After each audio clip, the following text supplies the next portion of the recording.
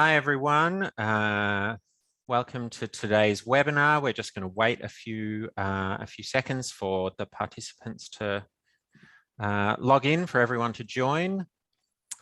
I hope everyone's day is going well. It's suddenly feeling very wintry at the moment, so I hope you're handling that okay. All right, we've just ticked over onto one. I might get started. So welcome everyone. My name is James Petty. I'm a project officer at the Victorian Alcohol and Drug Association, or VADA, and I'm the lead on the Alcohol and Drug Research Innovation Agenda, or ADRIA. ADRIA is a grants program supporting AOD research and is an initiative of the Victorian Government. I'd like to begin by paying my respects to the traditional owners of the varied lands that we're meeting on today. I'm on the lands of the Wurundjeri people of the Kulin Nation. I acknowledge their ongoing connection to land, waters, community and culture, as well as their resilience in the face of ongoing colonisation. I pay my respects to the elders of the Wurundjeri, past, present and emerging, and extend that respect to any Aboriginal or Indigenous Australians joining us today. Sovereignty of this land was never ceded. It always was and always will be Aboriginal land. Today's webinar on grant writing is part of a series focused on research skills and capacity that we're running in the lead up to the 2022 ADRIA grant round. Applications for the 2022 round will open on the 13th of June. I'm sure you're all aware of that now. Today's presenter is Dr. Paul Kellner from Behaviour Works at the Monash Sustainable Development Institute. Paul has held a range of roles in applied research, evaluation, policy, and consulting across academic, government, private, and not-for-profit settings. Much of his work is focused on developing high-quality evidence outside of academia, so he's got a particularly good skill set that suits us today and for ADRIA. His research interests include children and young people, migration, and health and well-being. And at Behaviour Works, he specialises in, or his work is focusing on rapid evidence and practice reviews, again, which really suits us. So just a little bit of housekeeping. We'll save questions for the end. Please use the Q&A function to submit your questions. The chat will only be monitored for IT and technical support issues. This webinar will be recorded and posted on the ADRIA webpage, and a PDF slide pack will be available. Now, there is another meeting booked on this account that starts straight after this, so we do have to end right on time. And one point I will make is that Paul will be making reference to the ADRIA program guidelines and the EOI form template. These are not yet available on the ADRIA webpage, but will be available this week. Okay, I'll hand over to Paul. Thanks. Thanks, James. And yeah, good to meet you all virtually. And I'm looking forward to giving you a few of my thoughts on grant writing skills. And so, yeah, and also before I begin, I'd like to also acknowledge that I'm on a Wurundjeri land and that sovereignty was never ceded as well. So today, my comments will follow this outline roughly. So during the seminar, we'll talk about sort of overarching questions first. So why would you be applying for a grant? So considering the reasoning behind applying for a grant and how that drives your grant writing process. Considering eligibility and feasibility in that process, looking closely at assessment criteria and how you can best respond to those. Then, of course, planning and implementing the actual writing process. A critical component of seeking support. So when you need additional help, where you can find it and what you can do. A few comments on budgeting. And then learning about the funder. So luckily, the funder is hosting this particular conversation, so they're quite accessible, and that's always a useful thing when you're writing a grant. But first, I want to just say a little bit more about where I'm coming from. So I'm part of a team called the Evidence Review Service at the Monash Sustainable Development Institute. Long story short, we gather the best available evidence on a range of topics, usually in response to a client's needs. So somebody will come to us with a question that they need answers to. Oftentimes it's a question about what works in a particular setting or field. So we figure out what interventions might work best in a particular field. And yeah, then we provide high quality evidence and often undertake interviews as well as reviews of existing literature on those topics. And yeah, we have a few resources on the BehaviorWorks website. So my team is part of the BehaviorWorks group within Monash. And yeah, there are a few chapters that you can look at there if you're interested more in our work. And the reason I mention this is that I'll also be giving a talk on evidence reviewing specifically for grant writing. And you'll see a couple of mentions about this topic throughout my presentation. And then lastly, James gave a great introduction, but I just wanted to say a few more things about who I am. So you can first refer to me as Paul. Don't worry about Dr. Kellner or any of that sort of stuff. Second, I've worked in a lot of different organizations and sectors. So I've worked for government, I've worked in nonprofits, I've worked in think tanks and public policy oriented spaces. I've worked with corporates a lot, often having corporates as clients as a consultant, and then in a few universities. And it's given me a lot of experience in grant writing, as well as overseeing some grant programs. And there really are a lot of sort of universal components to the process that you can translate from one context to another. So government grants often have similar ideas as those for coming from peak bodies or nonprofits. And so I'm here to share a few of those experiences with you. So the first topic is, why are you applying for this particular grant? And I emphasize the word "this grant" because there's a lot of opportunities out there. And frankly, grant writing takes a lot of time and coordination. It's often a very resource intensive activity. And especially when I've worked in smaller organizations, we've really had to be quite thoughtful about which opportunities we go for simply because we're resource limited. Sometimes it's also the opposite. So for very large organizations, it's a strategic question. It's, does this grant sort of work towards our particular strategic goals? And so we really want to ask ourselves before we even consider planning to write a grant, is this grant right for you? Do you and the funding opportunity align naturally with each other? And so it's really sort of a two-way street in that regard. One key question that's useful to ask is, do you fundamentally need to change your project idea or something about your organization or program to suit this particular grant idea or grant funding opportunity? And that's often a good indicator that you may not want to be applying for a grant if you really need to sort of start from the bottom up and really change a lot of things about what you're doing. Oftentimes you might want to wait for opportunities that are better suited for your organization. A couple other considerations that you might want to take into account at this stage are, what's your likelihood of success? So if you have any sense of how many people might be applying for the grant, how much funding there is, how many individual grants are available, that's a really useful consideration. Moreover, what's the bigger picture? And this is quite an abstract idea, but as members of, say, the AOD community, you might be aware that this grant might be really useful for preparing for another bigger grant later on. And so understanding the wider strategic context in which the grant is occurring is another thing that is useful to consider at this stage.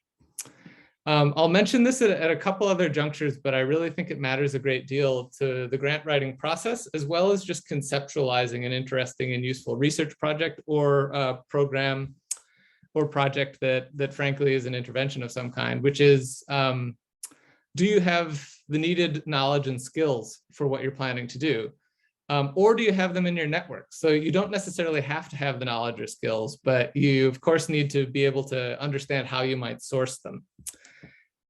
And then all these things kind of sum up into this larger question of, what's your reason for applying? And usually you want to be able to answer that question. You want to say, be able to say that this is a really great opportunity for our organization for a specific reason before moving forward. And so if you've thought through all those questions, then the next step would be taking a closer look at eligibility criteria, as well as thinking about your organization's ability to respond to the grant and consider its feasibility. So first asking yourself, are we eligible? And if you're not eligible, it's very simple. You don't need to do any of the things I'm going to talk about afterwards. This said, I want to make a quick side note about occasions when you're not eligible. I've found in my career that it's often very useful to consider who else in my network might be eligible, because you can forward that opportunity on to them. And when you start doing that, oftentimes other things start coming back to you. And so even if you're not eligible, sometimes it's worth taking 5 minutes to consider if you might want to forward it to a colleague at another organization, because over time, that might make you aware of any number of grant opportunities that you wouldn't have otherwise known about. But then there's, I guess, the first thing to say that I'll say many times in this presentation is reading the instructions and understanding what's actually on offer is really at the heart of understanding the eligibility criteria. So it can sometimes require a bit of labor, but just making sure that you've read thoroughly what the eligibility criteria are and that you understand them. So following directions is really the point there. But a couple of key areas to consider about eligibility that I find come up somewhat frequently and often limit or reshape my grant writing activities are first organizational status. So some grants only allow certain types of organizations and individuals to apply. So some common ones are, you need to have an ABN, you need to be registered in a particular state. That's somewhat common, especially from a few government funders that I've encountered, both in this country and others. Other sorts of organizational statuses. So you might, need to only be a nonprofit. So make sure that your organizational status is appropriate if that's listed in the eligibility criteria. Second, oftentimes partnerships are required. I found, at least here in the Victorian context, with increasing frequency, grants are really looking for collaboration across sectors or within the sector. So that might be collaborations amongst yourselves within the AOD community, but it might also be making sure that you have university partnerships or other sectors that can help. Another one that's come up a few times for me is having held previous grants from a funder. And so in this instance, it's not relevant, but that's one that often I've found when reading about a grant opportunity, I'm disappointed after reading the eligibility criteria, because a really great grant opportunity might only be for organizations that have previously received a grant from an organization. And so in regard to eligibility criteria, I think the most important message you could take from this slide is really, when in doubt, seek additional information. So the first thing is to check the website and learn if there have been information sessions about the grant, if there's additional information, if there are transcripts of a question and answer session about the grant. And if you can't find that information, contacting the funder, almost always there's an individual who's been identified as the person who's meant to be contacted about a particular grant. And so reach out to them soon so you can clarify any eligibility issues.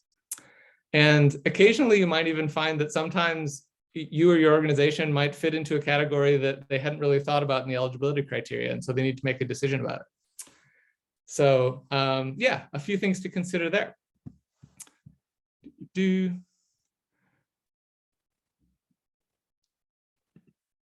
Oh, and I see a question from Julie. Why are university partnerships so valuable? I often see partnering with unis on grant information. I think this can come up for a few reasons, actually. One of them is that oftentimes having high quality research undertaken can be supported by having a university partner.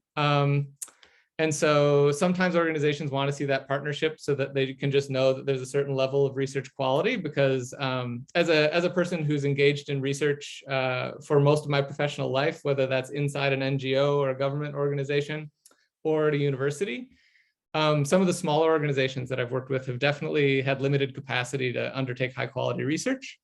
And sometimes having that collaboration can be really helpful.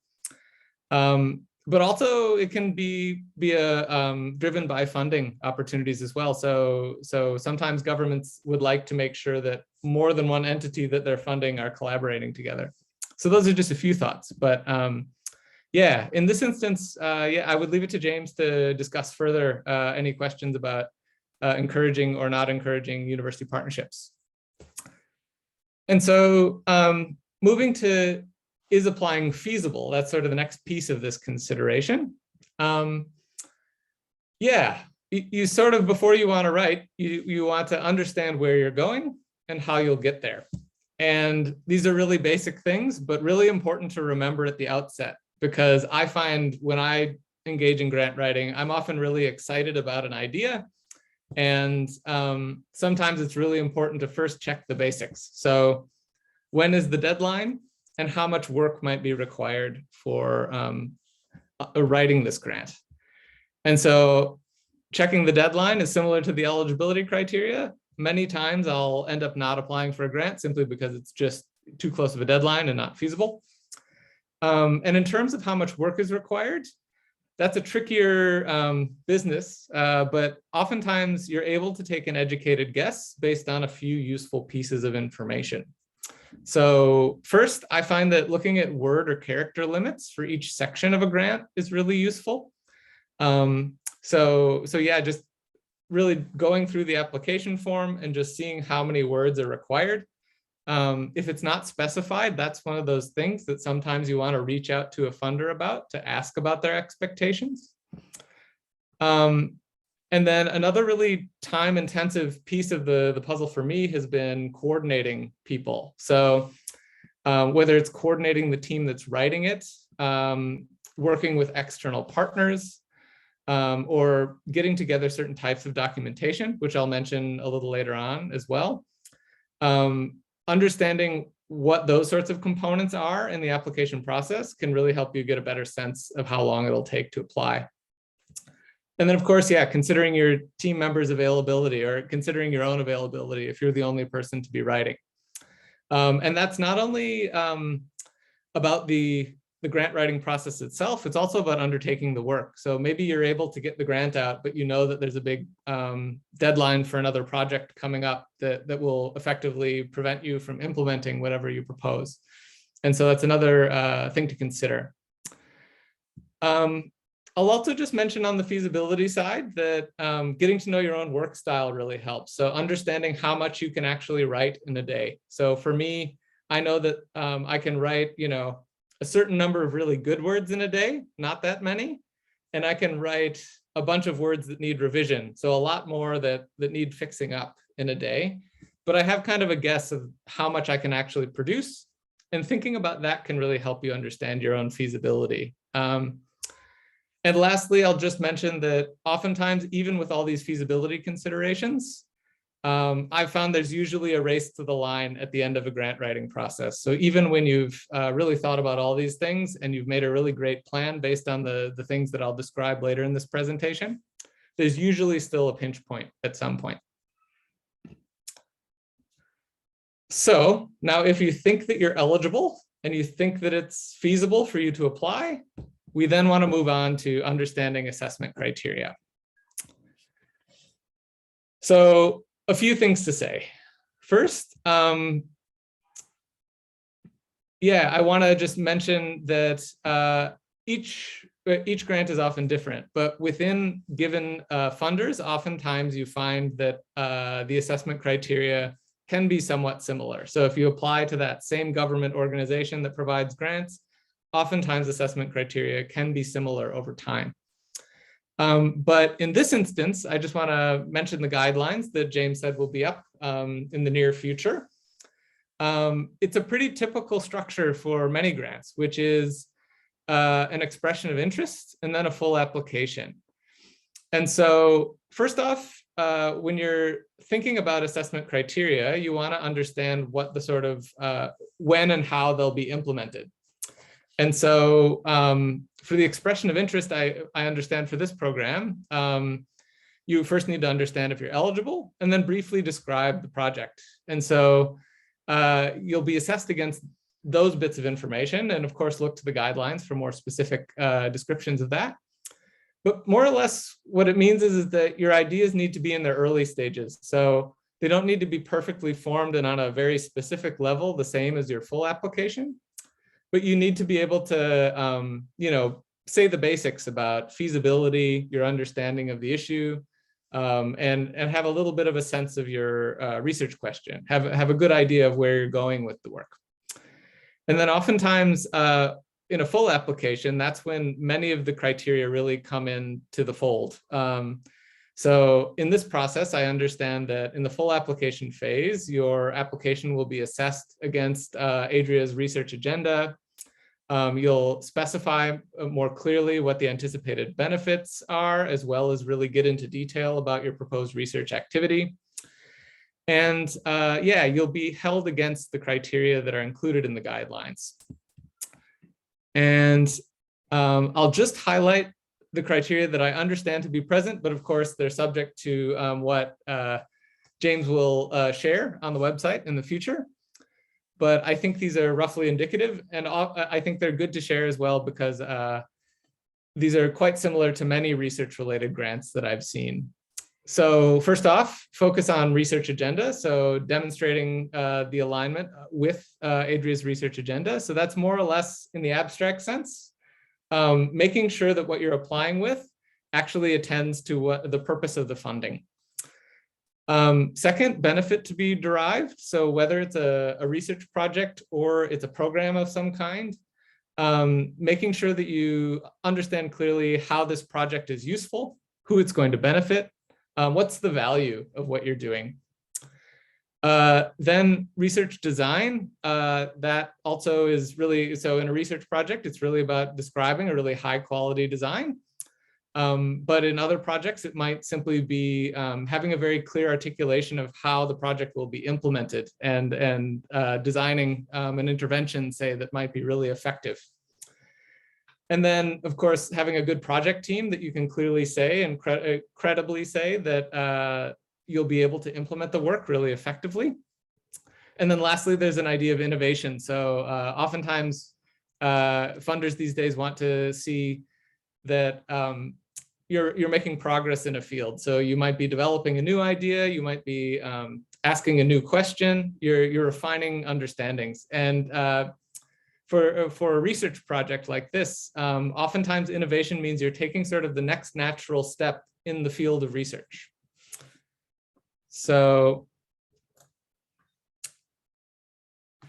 a little side note relating to assessment criteria that I just wanted to mention that I found to be really useful when I've worked on grant writing teams in the past. It's really valuable to build up what can be referred to as your boilerplate documents. So pre-existing templates for certain documents that often come up in grant writing. And I'm sure that many of you have experienced this already, that certain types of documents you need to produce every time you apply for a grant. And so, for instance, current statements of liability insurance or possibly public indemnity insurance are always good to have sort of ready to go, so that you don't have to seek them out right when you're nearing the deadline of an application. Having relatively current curriculum vitae, whether that's like a short or long CV for staff, can be really useful to getting a grant done in a short period of time. Statements of capability. So sometimes writing up a brief one-paragraph description of other successful projects you've implemented can really help supplement a grant application.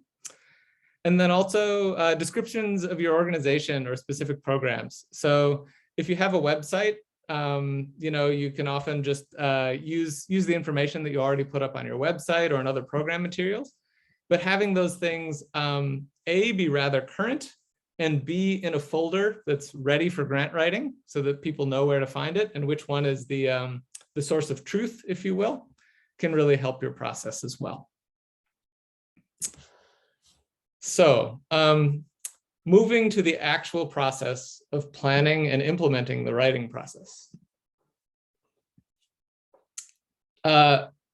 We first plan before we write, generally speaking. That I find is the most useful thing. And so we've already covered many forms of planning in understanding our assessment criteria, as well as eligibility and feasibility.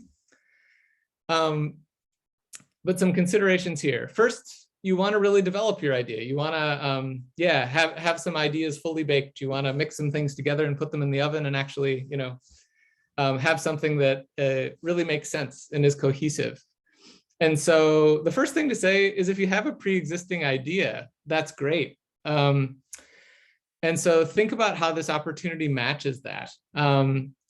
And so, for instance, you might have an idea that is slightly bigger or smaller that might need adjusting. And so considering whether or not, this opportunity, say ADRIA, is an opportunity to say pilot or scope a project that you might think would lead to something bigger is one way to kind of think about your pre-existing ideas. So if you have a pre-existing idea, that's really lovely. But if you don't, there's lots of solutions to that if you think that a grant opportunity is for you. And these are just a non-systematic list of some that I really find useful. So first off, I really like doing it in conversation. So talking to colleagues either in my organization or outside my organization, especially if the grant requires partnerships. Having those conversations about how this opportunity could be used is always really valuable.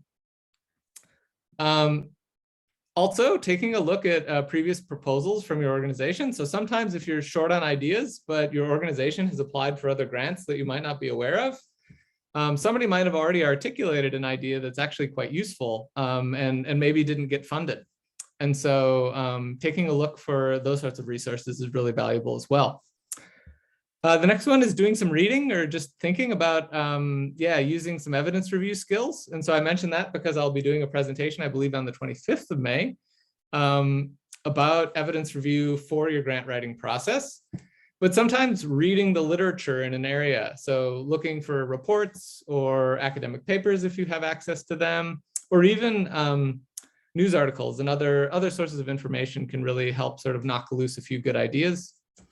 Mind mapping and brainstorming, as well as actually one method that I find really useful is if I already do have a sense of the idea, trying to develop a program logic. And if you're not familiar with developing program logics, you can check out a useful resource from ACE. It's linked there, but we can share it after the fact if you're interested. A program logic basically breaks down how program will be implemented and what sort of the assumptions and inputs are into the project and what we think the outputs and outcomes and impact of the project will be. And so sometimes if you have the beginning of an idea and then you try and make it concrete by using a program logic, it can really help you sort of develop the idea and also interrogate your own assumptions about what you're thinking about. You can also, in your context, I wonder if, if you're on a team that does grant writing, you might not do as much frontline work. And so talking to people who do the frontline work in your organization might be really valuable to also understand what's needed from your sector and how your organization might be uniquely placed to contribute. And then lastly, sometimes I find just attempting to write a couple of things can knock loose some ideas as well. So yeah, give it a try by just writing a bit. And then lastly, there's a couple of other things to consider in this process. And these are related to this feasibility question as well. So first, are all the relevant people in the room for developing your idea? So sometimes you have different parts of your organization that might all be relevant to a particular grant you're applying for. And so making sure that you get the right people together early enough in the process can really help you develop the highest quality proposal and also a proposal that won't get revised over and over as time goes on. Another really key consideration at this stage is, do you need somebody's approval to apply? So I often work in organizations where at a certain budget level, you just need that manager or that director's sign off. And so making sure that you understand all the internal processes for that piece of the puzzle is critical at this juncture. And then a little similar to the internal conversation of, are all the right people at the table? a consideration of when and how you might involve external partners or collaborators is something to consider early on when you're planning. And so sometimes it's really good to have your external collaborator come in from the beginning if it's going to be a 50-50 partnership. And other times it might be that you just want this little part done by a partner organization. And so you might just mention to them that you're developing a grant and you'll send it when it's fully formed. So it depends a little bit, but just asking yourself who needs to be at the table, both internally and externally, is really valuable. So then, very practically, make a plan if you can. So, and there's many ways to do this, but usually I like to think about where I'm going in my writing before I actually really embark on it. And so a few key bits there for me are first considering your audience. So knowing that you're applying to VADA and understanding who actually might be reading your applications or considering your applications. In some instances, sometimes it's an expert panel instead of a grants officer at an organization. And so understanding who's going to be reading this application is really critical. Again, checking in with your understanding of the purpose of the grant. And this is really critical throughout the process, not only at this juncture, but when you're also sense checking the document before you submit it. Oh, excuse the typo there. Any other key strategic information that shapes the grant program or work. So understanding if this grant fits into a larger scheme or is being undertaken in a particular context can really shape the way that you make your plan. And again, checking back with your reasons for applying. So staying in touch with why you made the decision to apply in the first place. And I'll make a couple comments about getting to know the funder and the grant scheme a little later on. So more on that later. And then, yeah, again, I'll say this many times throughout the presentation. Once you've sort of considered some of these things, take a really close look at the application form and make sure you understand what's required, because that following the directions is at the heart of all of this. And sometimes this will require you to do a few initial steps that, yeah, take some time and effort. So you might have to make an online account. You might have to kind of provisionally fill in a few bits of information here and there so that you can access the full form. I've often had an experience where you have to, fill in a quarter of the application, all your organizational details before you can get to the substantive parts of the application. But knowing what's actually in the application is really critical. And so then when we're actually planning, I guess, yeah, the first thing to say is be really clear and specific. So when you've developed an idea, make sure it's achievable, make sure it's clearly defined. And then the Tasmanian government has some good resources related to grant writing that I'll acknowledge here. But a couple of the useful steps that they mentioned are basically just answering the core questions of what, why, who, how, and when. So basically, lay out for yourself what the project is, justify why it's needed. So that's where the evidence review comes in to a certain degree, understanding what the evidence is and explaining how you might meaningfully contribute to a research field as well as provide benefit to anybody else.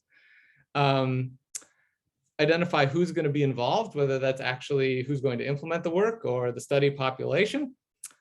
And then, yeah, defining your process. So really showing how the project will be implemented. So be very concrete and clear. That's really thinking about that part of your plan and implementing it is very important to get right at the beginning. A couple practicalities about the process of planning as well. If multiple people are contributing, make a plan who's going to contribute what. Often this is best done by considering what skills and knowledge different people have in your team or what gaps you need to fill and see who's willing to put their hand up to sort of fill those skill or knowledge gaps. Identifying time-intensive sections is another really important part. So understanding which sections might be the longest or which might be the hardest to write for you or your organization.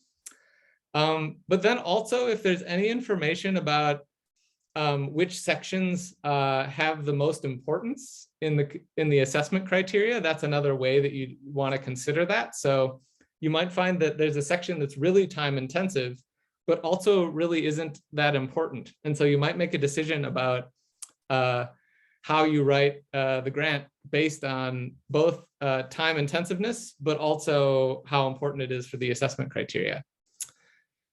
And then I guess the last thing I want to say on this part of the actual planning of the writing process is that in an ideal world, you'd really want to plan for writing and then doing some revision on your own, some rewriting. So take a look at the document, step back after you've finished writing most of it, do some revision, maybe ask someone else to proofread and copy edit internally, and then also possibly have someone external if that's feasible, especially if they're knowledgeable on the topic. And then also a consideration for your timing is making sure that one person, if you're writing on a team, is having one person be designated as the person who kind of is responsible for the final product, and possibly asking them to revise the text a little bit to make sure that it's all in one voice, to make sure that all the writing sounds similar and is in a similar style. Another real key consideration is basically the things that you need to do early in the planning process and the implementation process that are time intensive.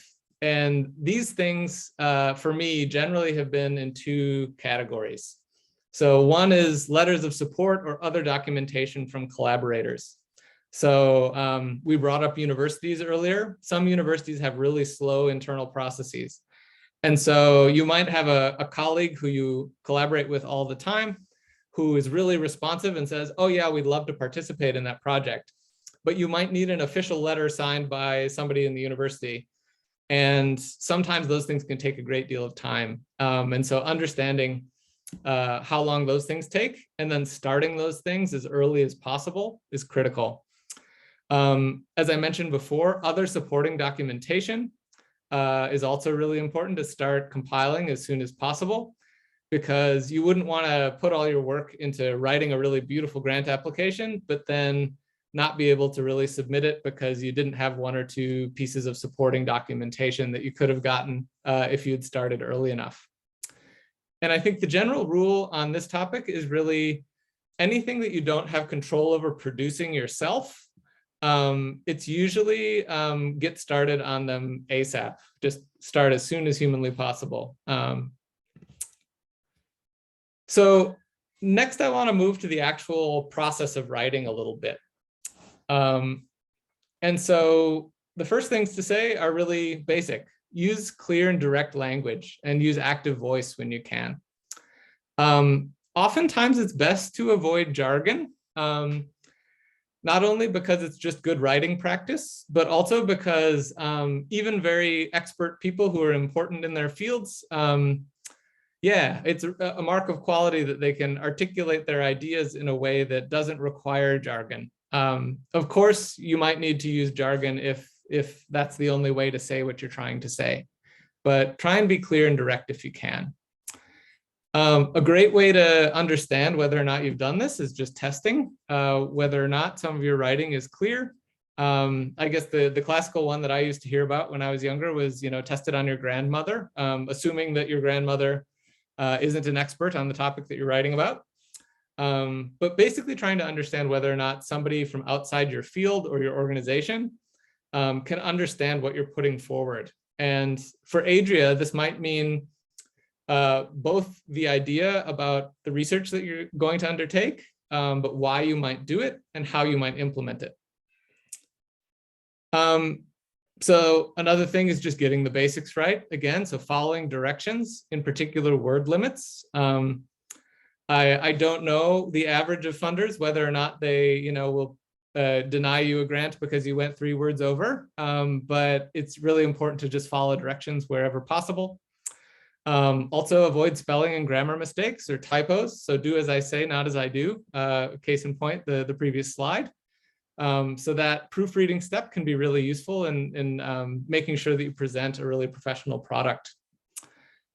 Also on jargon, don't be intimidated by the funder's jargon. So if the grant guidelines have a lot of language that is intimidating to you, whether that's about a specific content area, or it's about project and program implementation language like objectives, aims, outputs, outcomes, impacts, you're not alone. There's lots of people who are intimidated by different groups of language. And there's heaps of resources out on the open internet that can help demystify that information. And so don't be intimidated, just proactively try and find some information about those topics. And then again, yeah, make sure to be specific. So when you're actually writing, keep checking in with those core questions that the Tasmanian government mentioned. So what, when, who, how, and why of your proposal. Next, there's a couple of sort of structural ideas and key components that I want to mention.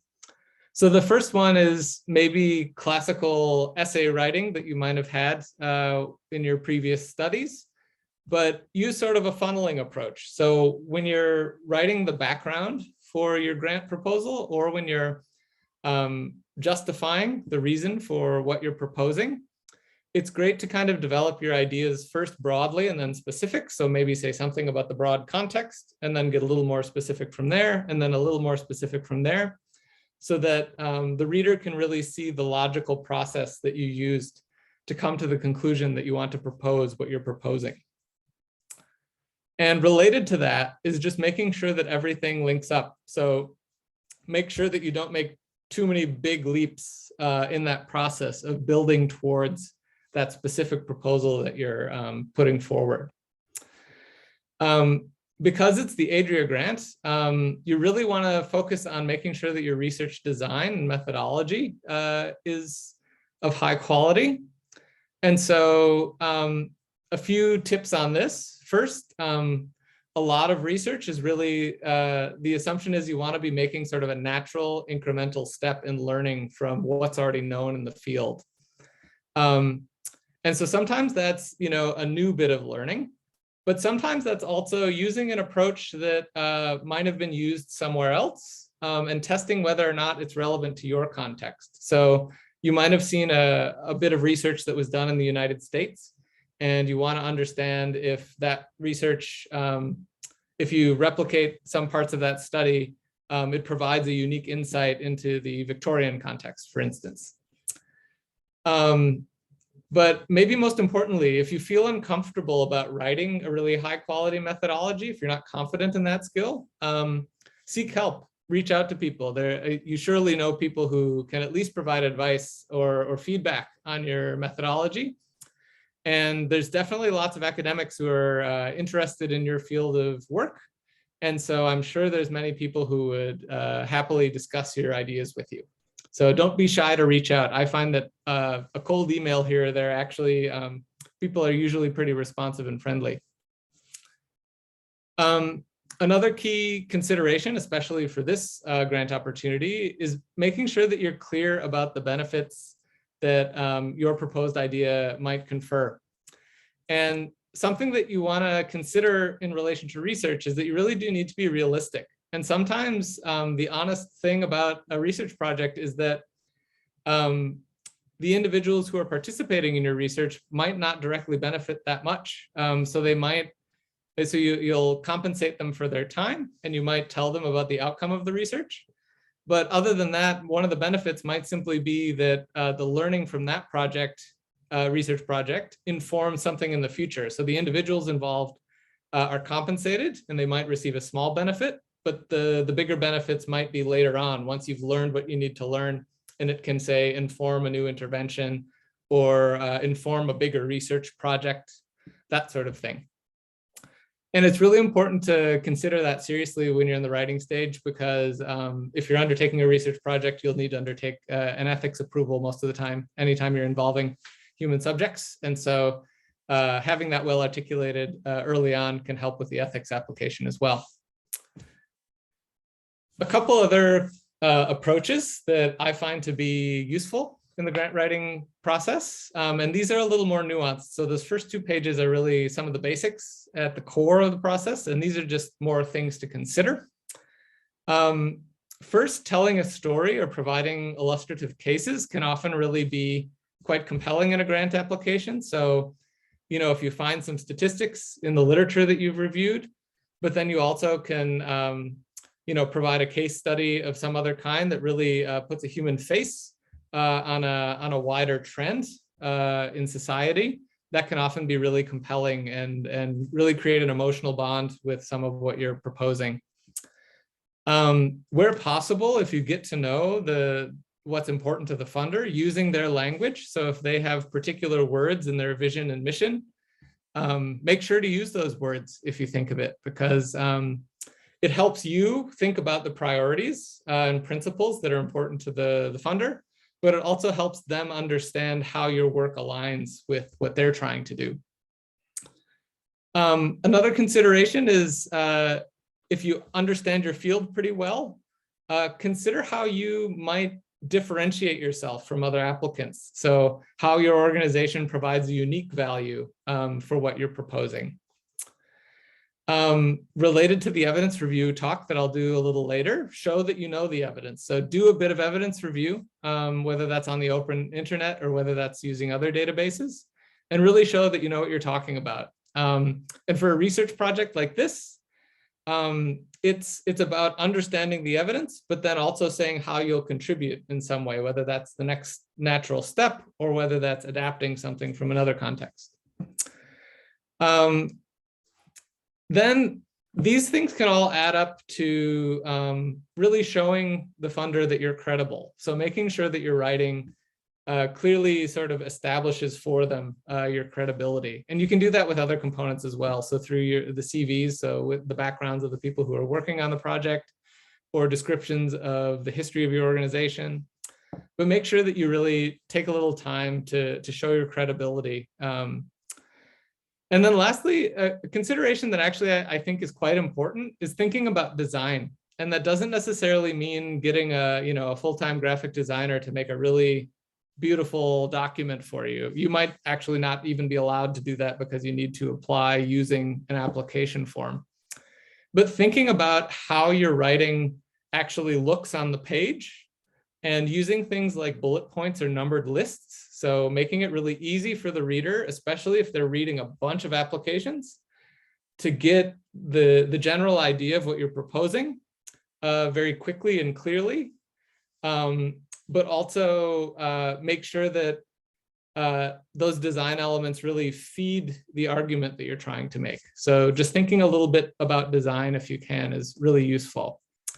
That said, if you do have a little bit of time and you have an organizational letterhead, or you have a nice sort of report template that you use, a good looking document does help impress certain readers. And so it can be worth the time if you have it.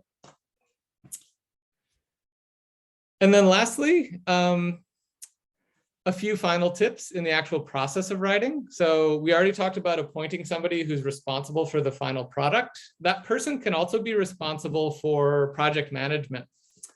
And so, making sure that you have milestones along the way might be useful, and asking that person to check in with people if they're, if we're making sufficient progress towards those milestones. As I mentioned earlier, I think it's really valuable to have somebody with fresh eyes look at a final version or near final version of the application. And if you have enough time, possibly even asking somebody with fresh eyes who is a good writer, do a little bit of copy editing to make sure that it's clear, all of your writing. And usually it's really good to make sure that you do that a few days before the deadline. So sometimes it's good to build that step in part because you set your own internal deadline 4 days before the actual deadline, and you can sort out any last minute troubles. And then a really key thing to consider is that oftentimes as we develop grant applications, things change. We might adjust the size and shape of what we're proposing. And with grant applications that have a lot of different components, sometimes those things don't agree in the end. You wanna take a look at your whole application and make sure that all the parts of the proposal say the same thing.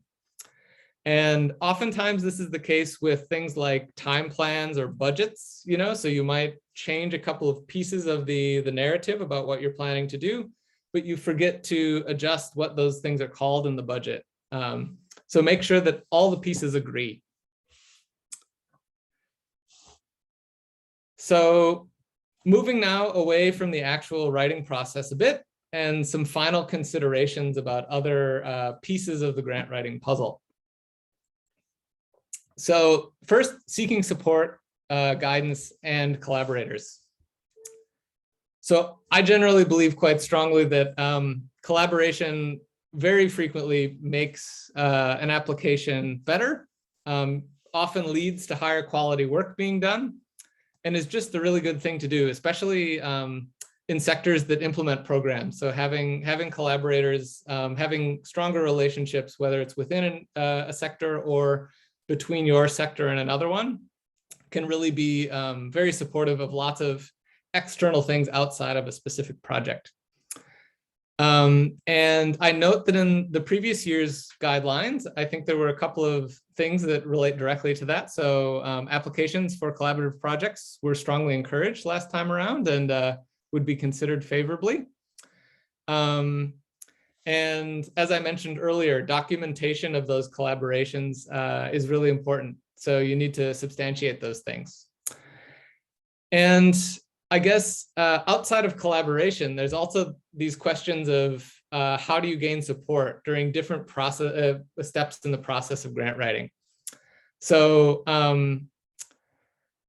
one thing to consider is maybe you really know your field really well and you know the research that you want to do, but you want somebody who just is really good at grant writing. And there are people who are really good at that, who may not know your field of research or your field of work, but who can really tell a story in an effective way.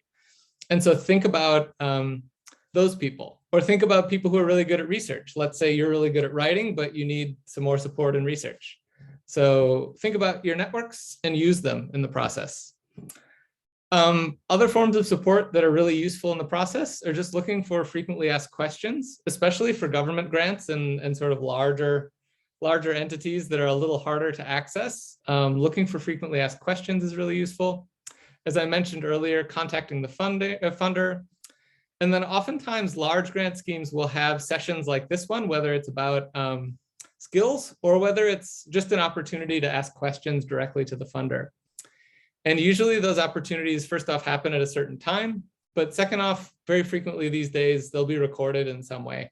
And so you can either see an output document or you can see the recording. And so, yeah, an adage of an old friend of mine, all you have to do is ask, is actually quite important to remember here. So if you don't know something, there's likely an answer to the question. You just need to seek it out. I'm not a financial expert, but I wanted to mention a few budgetary considerations as well, because of course this is critical to the grant writing process. So first, following directions, again, is really critical. So many grants will have a budget template right there in the application form. And so the first thing to know is there a template? What does it look like? What does it require me to say? And following that template to the best of your ability. Another tip related to budgets is stay below the maximum allowed. So if there's a ceiling of individual grants, don't go over it, because you may not be considered simply because you've asked for too much money. That being said, it's really important to get the amount of funding that you're requesting right. So with many funders, you shouldn't be shy about asking for an appropriate amount of funding. So if they've set a maximum and what you really think you need to do is within the maximum for a given grant, it's often worth just asking for what the project actually requires, because that can actually show that you're credible and you know how to do the work, because the funder often is just as aware of how much things actually cost as you are. This being said, sometimes you have a project idea that's a bit smaller than the scale of the maximum funding. And so it's entirely all right if you have a relatively modest idea to put forward that modest idea and have a relatively modest budget. And so for a program like ADRIA, I wonder, if some of you have a grand scheme for a really big research project, but ADRIA might not be able to fund that gigantic research project, a funding stream like that might be really useful for doing some scoping work or some initial research that would feed a grant application for a larger bit of funding, a larger scale project.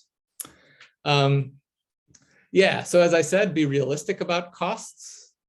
Sometimes we don't know what certain things cost. And so again, it's this adage, all you have to do is ask. So costs are usually pretty knowable for most things. And so a quick call to a supplier and asking generally what something might cost, possibly even getting a quote where relevant if they're willing to provide one. Another consideration here in Australia is whether or not your grant needs to be inclusive or your budget needs to be inclusive or exclusive of GST. And so just understanding how you write your budget in relation to that is important. And then, of course, as I've said before, there's lots of people who can answer your questions. So the funder can answer questions about whether or not they expect you to include or exclude GST in a statement, for instance. Understanding how budgets work, I've often had to go to the finance staff in an organization I'm working with to understand how to actually cost something out or to build a budget in an appropriate way. Yeah, or others who might just be knowledgeable in a particular area related to your budget is really important. And so we're moving to the last few points here. Something that I really think has been critical to my successful grant writing has been spending a little bit of time learning about the funder, and if possible, also looking at previous rounds of funding and understanding what's going on there.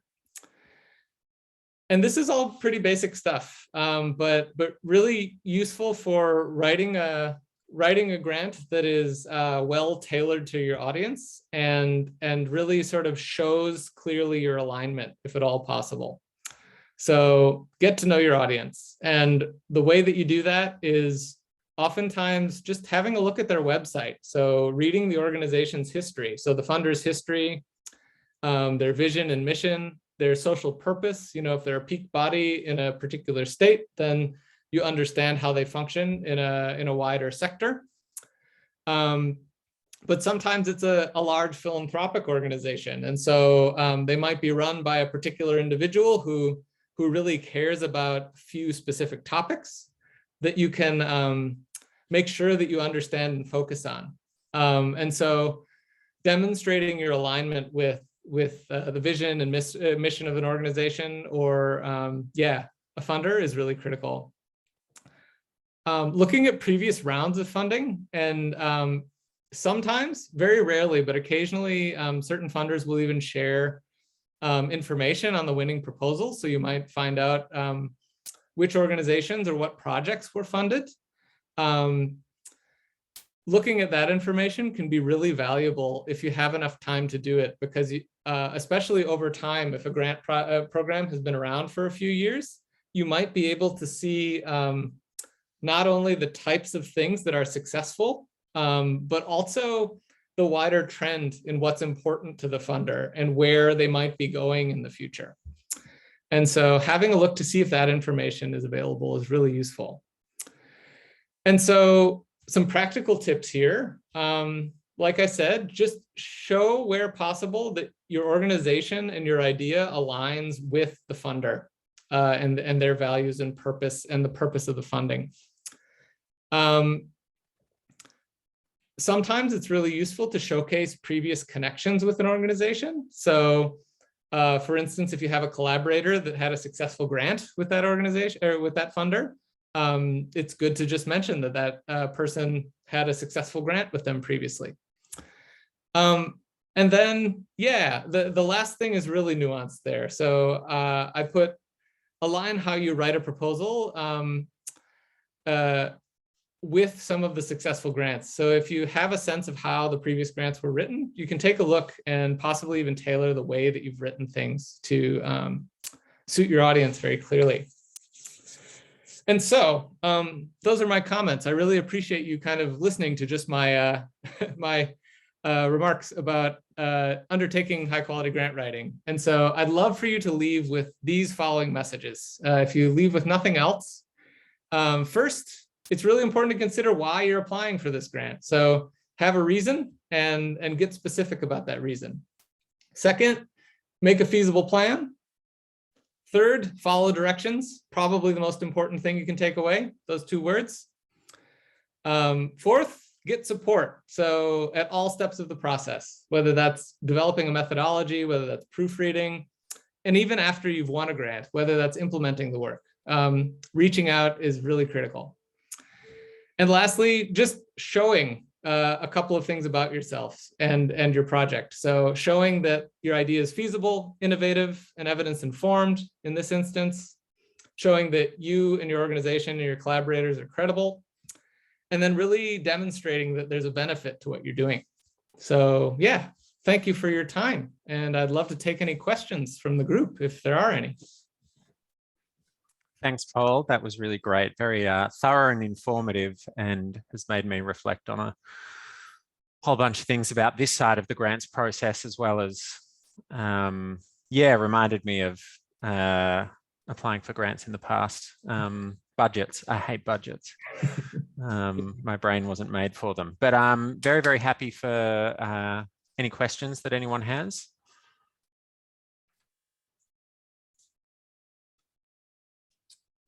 I've got some thank yous.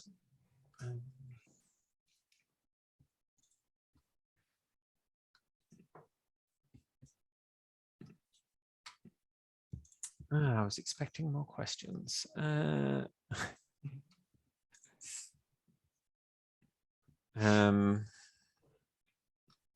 I guess one thing I can say is that that Paul mentioned is that next on the 25th, Paul will be delivering another webinar on on reviewing evidence, especially in a sort of targeted and quick way. So not necessarily a systematic review or a 10 pages long literature review, but a very, very focused review, which evidence review, which can be really, really tricky and is definitely a skill. So yeah, we're really looking forward to that. Thank you for all your lovely comments. And that's very nice of you all. I'm glad you've enjoyed it.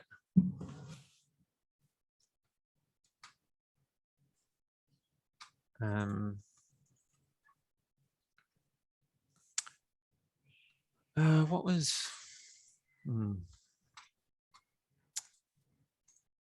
Yeah, okay. Well, I think, we've got one question. What time is the webinar on the 25th? It is same time, 1 o'clock till 1:30, till 2:30, sorry. And I'll resend, I'll send, if you're not on the ADRIA ADRIA mailing list, please get in touch with me or with VADA generally. I'll type my email address to you, Sarah. Get in touch with me to get on the ADRIA mailing list, and I'll resend out the registration link for Paul's webinar on the 25th.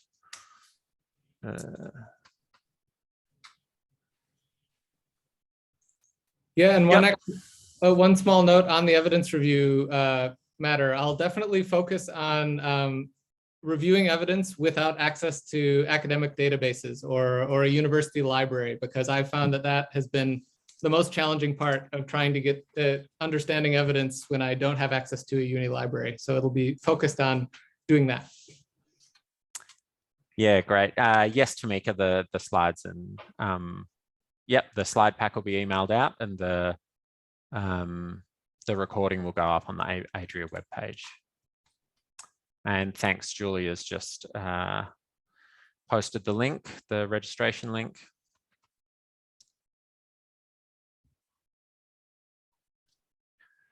Thanks, Julie. That's helpful. All right. Well, we've got another one. Let's see. Thanks. No worries, Sarah. All right. We might wrap up early. I'd like to thank Paul again It's been really great, and we really look forward to seeing you on the 25th. And thanks everyone for attending. We'll see you soon, and please send me an email if you have any questions. All right, thanks everyone. Bye. Bye.